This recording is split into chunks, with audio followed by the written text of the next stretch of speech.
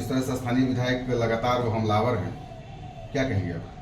मैं सबसे पहले आपके माध्यम से डिहरी विधानसभा के जो वर्तमान के विधायक हैं, मैं उनसे कहना चाहता हूं कि आदि शंकराचार्य गुरु जी के साथ शस्त्रास्त्र करने से बेहतर है कि सबसे पहले आकर मुझसे शस्त्रास्त्र कर ले। डिहरी विधानसभा क्षेत्र में भी ऐसे बहुत सारे वक्ता हैं जिनसे वो शस्त्रास्त्र करने की क्षमता नहीं रखते हैं। 5 मिनट भी अगर टिक पाएंगे तो मैं राजनीति से संन्यास ले लूंगा। अगर उनको हिम्मत है तो मैं आपके माध्यम से उनको कहना चाहता हूँ कि उनसे पहले कल को कल डिहरी में चले आए, मंच डिसाइड कर लें, जगह डिसाइड कर लें और वहां बैठ के शास्त्रार्थ शुरू कर लें उस बिंदु पे जिसमें उन्हें खुद भी ज्ञान नहीं है।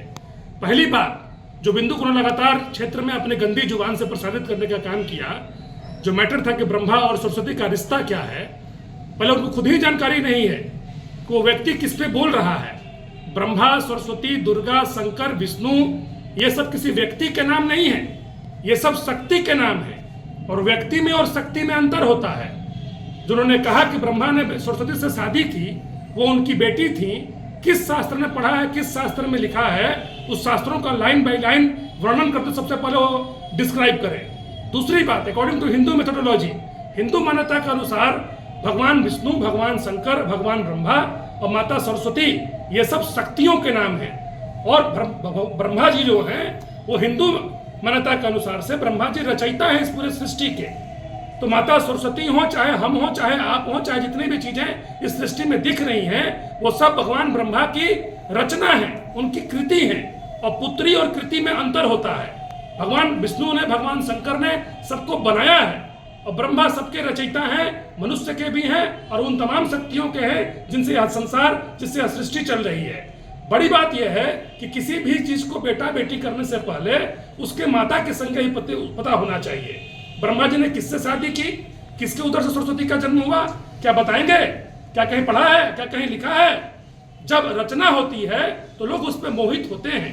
कई सारे ऐसे गायक हैं जो अपना गाना लिखते हैं, खुद भी अपने गाने को सुन के बड़े खुश होते हैं। मंदिर को उन्होंने गुलामी का प्रतीक बताया है। अरे उनको पता होना चाहिए कि उनके जो राष्ट्रीय अध्यक्ष हैं लगातार मंदिर मंदिर फिर के अपने और अपने पुत्री और सुपुत्री और सुपौत्री के लिए मंगल कामना की कामना कर रहे हैं।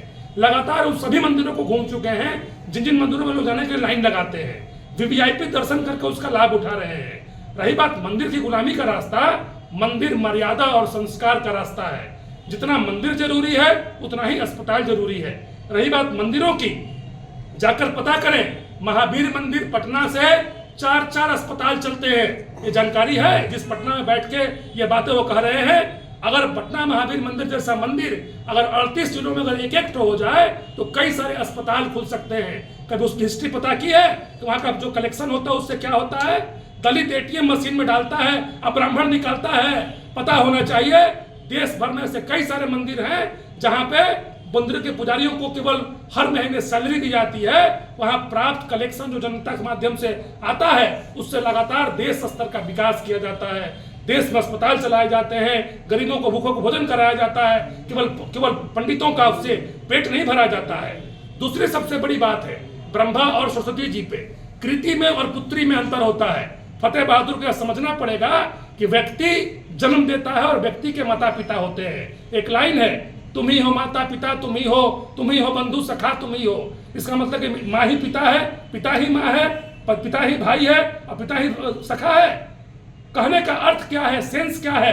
अर्थ को अनर्थ करने में लगातार जो राष्ट्रीय जनता दल के नेता, कार्यकर्ता और एक तरफ सावित्रीबाई फुले जैसी महान शिक्षाविद का नाम लेके जो नंगा नाच पड़ाव मैदान में किया गया, लगातार महिलाओं को बोले गए, लगातार हिंदू देवी देवताओं पे बोला गया, इस पे कतई कोई बोलने को तैयार नहीं है। मैं अन्य नेताओं को देखता हूँ यह बोलते हैं अगर हिम्मत है तो मस्जिद पे बोले, इसे दूसरे पक्ष पे बोले। अरे अगर फतेह बहादुर ने हिंदू को बोला, हिंदू देवी देवताओं को बोला तो मस्जिद को भी बोला, गुरुद्वारे को भी बोला, चर्च को भी बोला। क्योंकि मंदिरों में, मस्जिदों में, गुरुद्वारों में केवल एक चीज की पूजा होती है, उसका नाम है शक्ति। हम लोग जानते हैं अलग अलग नाम से हैं, कोई गॉड कहता है, कोई अल्लाह कहता है, कोई शंकर कहता है, कोई विष्णु कहता है, कोई हनुमान जी कहता है, कोई राम जी कहता है। लेकिन अल्टीमेटली तमाम धर्म ग्रंथों में, तमाम ऐसे जगहों पे जहां इबादत होती है वहां केवल और केवल शक्ति की बात होती है, न कि व्यक्ति की बात होती है। और माता सरस्वती भगवान ब्रह्मा की कृति है, पुत्री नहीं है, कहीं वर्णित नहीं है। चाहे मत्स्य पुराण हो, चाहे सरस्वती पुराण हो। तो मैं चैलेंज देता हूं फतेह बहादुर को, आपके माध्यम से हिम्मत है तो मंच डिसाइड करे, शास्त्रार्थ मैं करने को तैयार हूं। अगर 10 मिनट भी टिक गया तो राजनीति से संन्यास ले लूंगा मैं। केवल अपनी गंदी जुबान से हिंदू देवी देवताओं का अपमान करना, धर्म आस्था को ठेस पहुंचाने का जो कार्य निरंतर जारी है, ये बर्दाश्त नहीं किया जाएगा।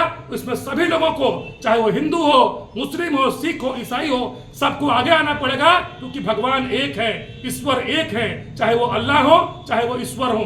अगर हम अल्लाह के बारे में बुरा बोल रहे हैं तो कहीं ना कहीं ईश्वर के बारे में बुरा बोल रहे हैं। कोई अलग अलग चीजें नहीं है। और मैं कड़ा विरोध करता हूं इस तरह के गंदे बयानों का, और चैलेंज करता हूं एक बार पुनः कि आए और शंकराचार्य जी से पहले मुझसे सरफराज कर ले।